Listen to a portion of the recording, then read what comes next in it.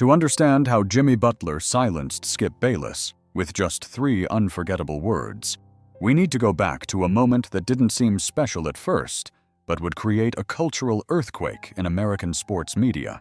Before we get into the story, don't forget to like and subscribe below the video. Now let's get started. It all began on a rare cold morning in Miami. Jimmy was finishing breakfast and reviewing his workout schedule for the day when his phone rang. The caller ID made him pause for a moment. It was the undisputed production team. Jimmy answered the phone in shock, and the voice on the other end sounded hesitant. "Jimmy, this is Undisputed. Skip Bayless wants to invite you on the show. He wants to have an honest conversation." Those 2 words, an honest conversation, echoed in his ears like a bad omen. His longtime manager, Marcus Reed, was sitting across the table. He nearly dropped his coffee. Wait. After all these years of talking trash about you, now he wants to talk? Now he wants honesty? A look of disbelief crossed his face, the kind that turns into protective anger. For nearly 20 years, Skip had questioned every move Butler made, from his leadership to his loyalty, from team changes to his public image. "Jimmy," Marcus said, leaning forward, "this reeks of a trap. Skip built his career by tarnishing yours. Don't give him the chance." But Jimmy's eyes had already changed. Marcus recognized that look, the quiet determination he'd seen in moments that changed careers. Before his unexpected playoff heroics, before he chose to stay when others left, before he became the voice of the unheard. "Marcus," Jimmy said calmly, 17 years is a long time to let a misunderstanding go unspoken. Then he asked a question that hung in the room like a challenge. "How many times does the chance come to face someone who tried to define you without ever knowing you?" The following days were like a slow rumble of thunder. Whispers turned into gossip in the newsroom. Waves of excitement spread through sports circles. Could this be real? Was Jimmy, that rebellious, loyal, outspoken Butler, really going to step onto Skip's court? The news spread like wildfire across social media and sports channels. The atmosphere at the ESPN Miami studios, where the recording would take place, shifted. Lighting technicians checked their equipment 3 times. Interns whispered with wide eyes. Everyone knew this wasn't an ordinary recording. Malik Foster, who had been Skip's co-host for years and usually served as a buffer between Skip's insults and reality, also felt the change. That morning he pulled Skip aside. "Look," Malik said quietly, "this isn't just some athlete you've baited onto the show. Jimmy is different. Be careful with him." But 71-year-old Skip just grinned as usual.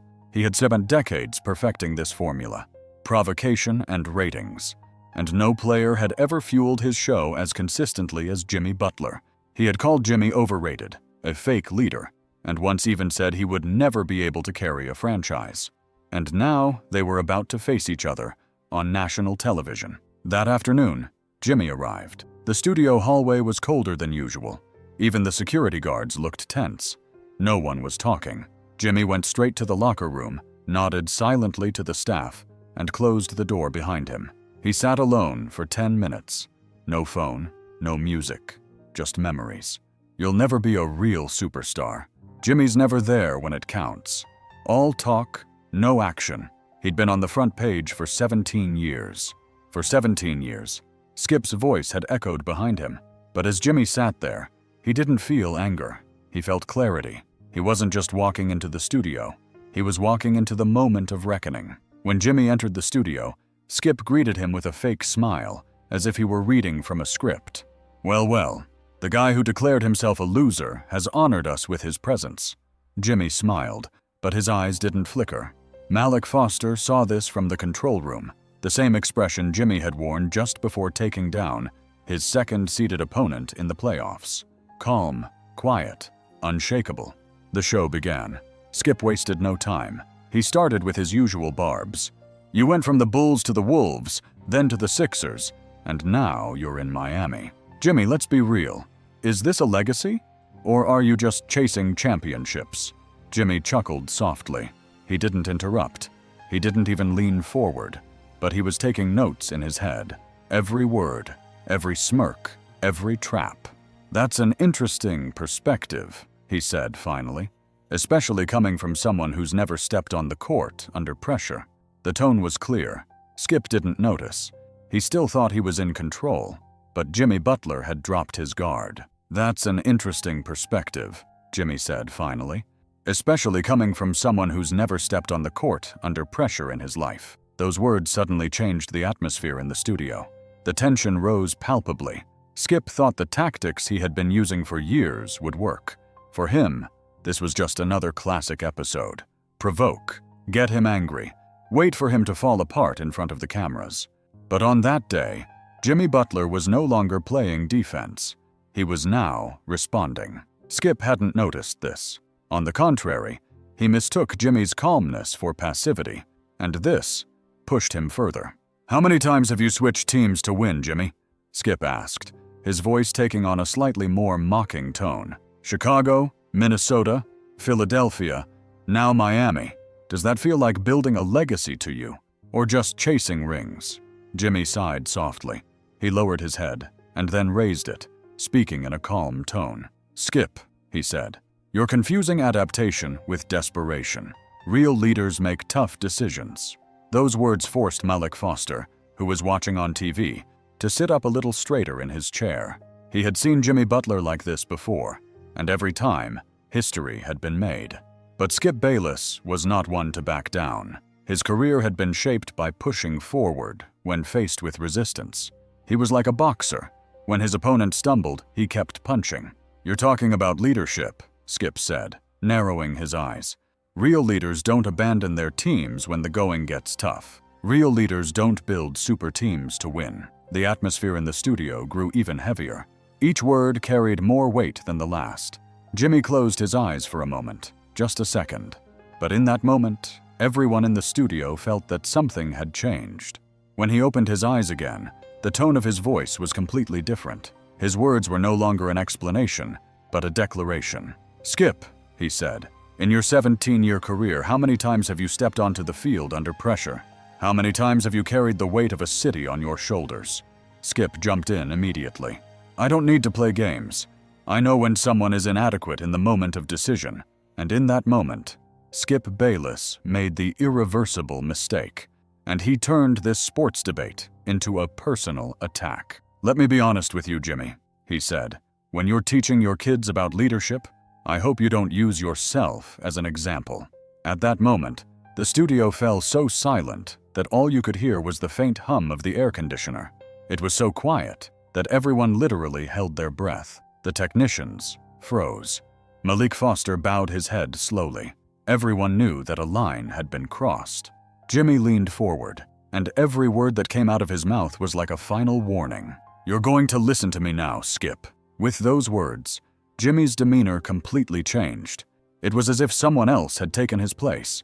He was no longer just the athlete Jimmy, but a father, a man, a role model.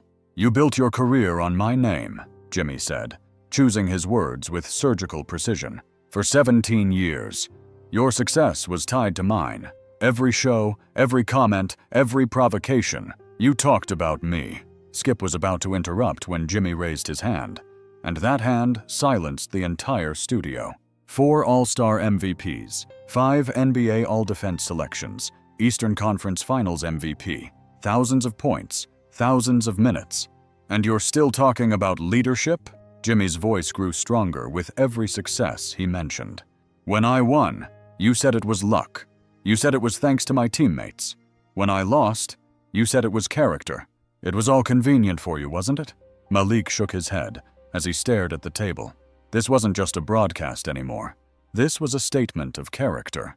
"Michael Jordan doesn't even know you, Skip," Jimmy said. "But you've used his name to belittle everyone, especially me."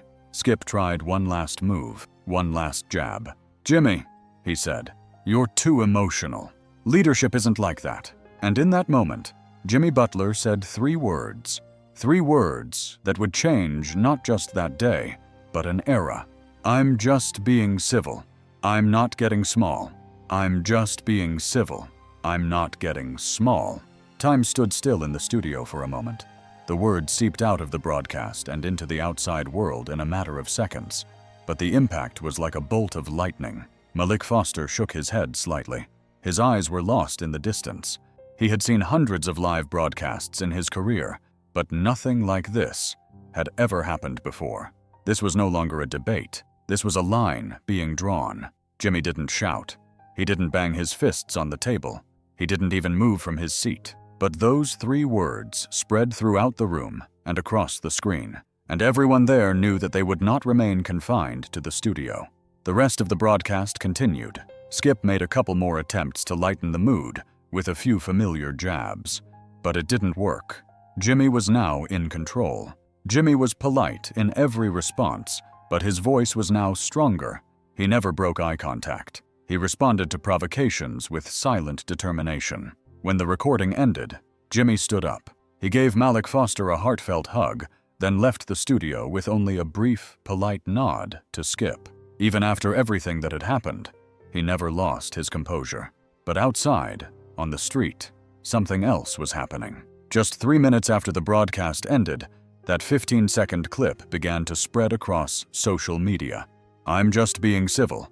I'm not backing down." The first post came from an anonymous user who had watched the show live. Jimmy Butler gave a lesson in dignity on national television. Within minutes, the clip was edited, subtitled, set to music, and shared on TikTok and Instagram.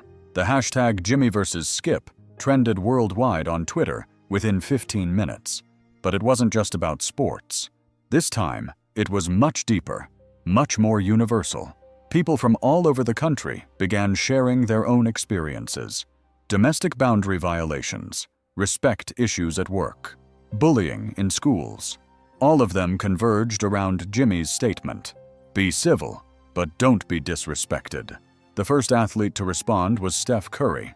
He is usually quiet on social media, but this time he wrote, "Class and power can coexist.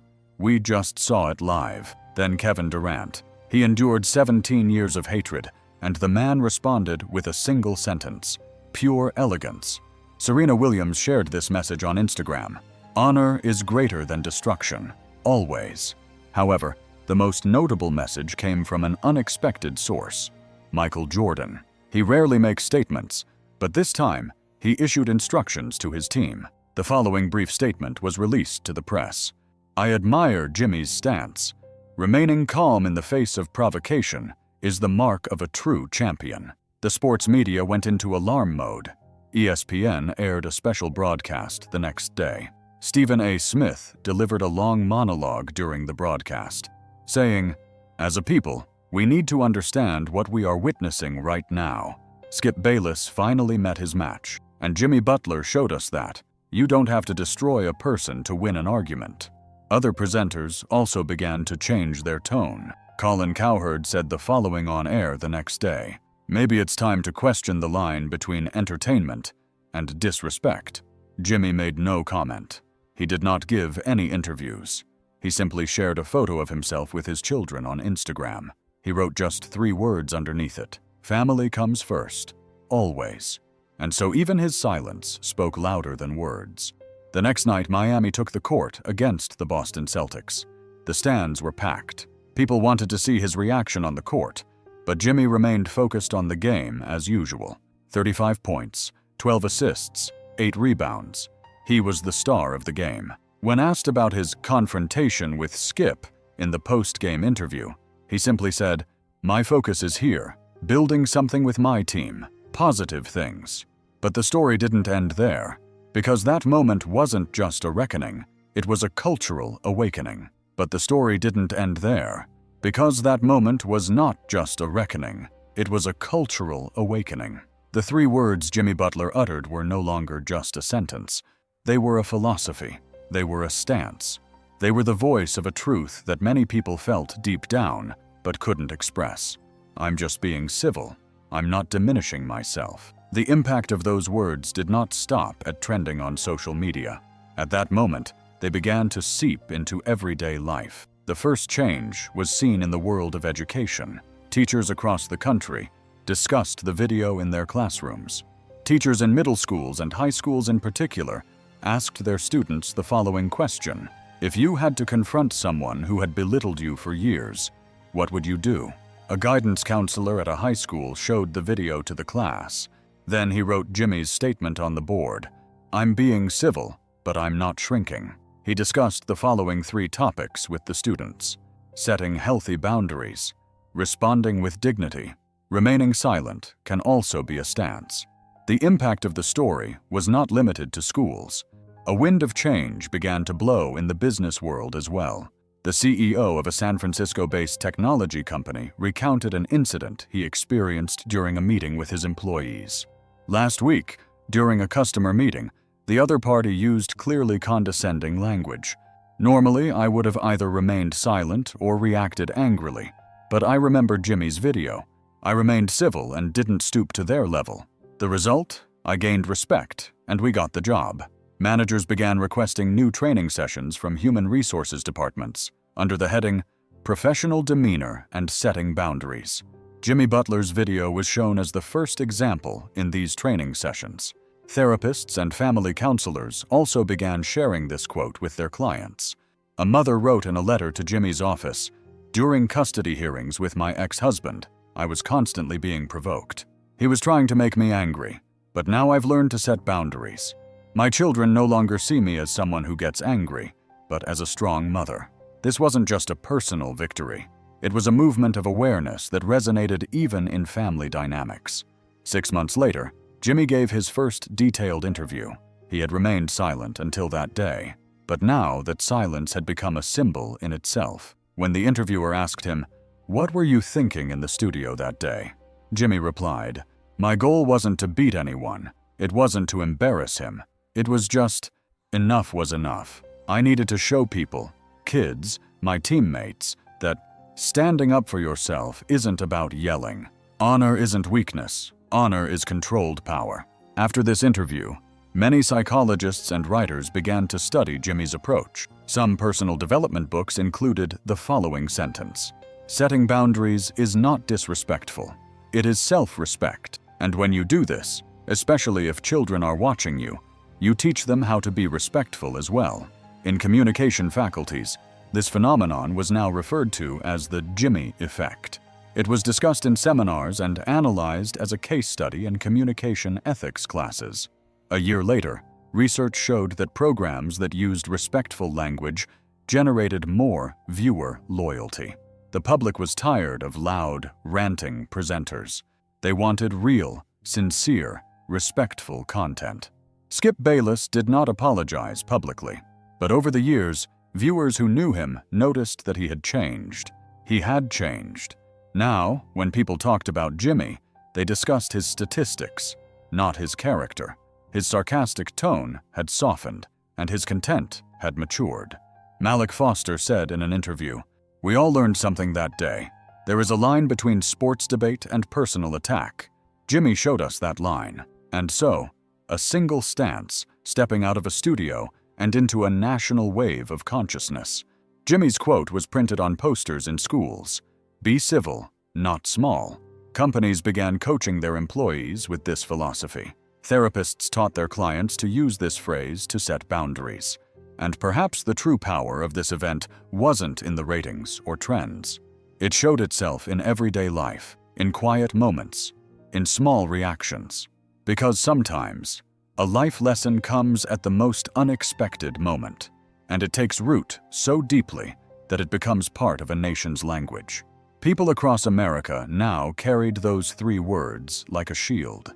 In school hallways, meeting rooms, family dinners, "I'm being civil. I'm not shrinking." Some schools added this phrase to their class rules. Some companies began their weekly meetings with these words. Some mothers whispered this phrase to their children like a prayer. A communications professor wrote, "This isn't just Jimmy Butler's response on a broadcast. It's an attempt by modern society to redefine the concepts of respect and power. It's a silent revolution by those who stand their ground." 2 years later, Jimmy and Skip met again at an award ceremony. They greeted each other, neither warm nor cold. But one thing was clear. There were now clear boundaries and mutual respect. Skip gave Jimmy his first sincere praise on stage for his recent playoff performance. They may not have become friends, but they paved the way from hostility to respect. Young athletes no longer talk only about their success stories in interviews. They also talk about the importance of setting boundaries with respect. Ja Morant said in an interview, "Jimmy showed us that you can be heard without raising your voice. Honor is not weakness. It is controlled power." And those 3 words were no longer just an answer. They were now a compass, a stance, a way of life. I'm just not being small. Because sometimes, the greatest victories aren't about defeating others. They're about walking tall, without diminishing yourself. What about you? Have you ever responded with dignity when someone tried to belittle you? Share your thoughts in the comments. Don't forget to like and subscribe, because on this channel, we tell the stories of real people standing up for themselves.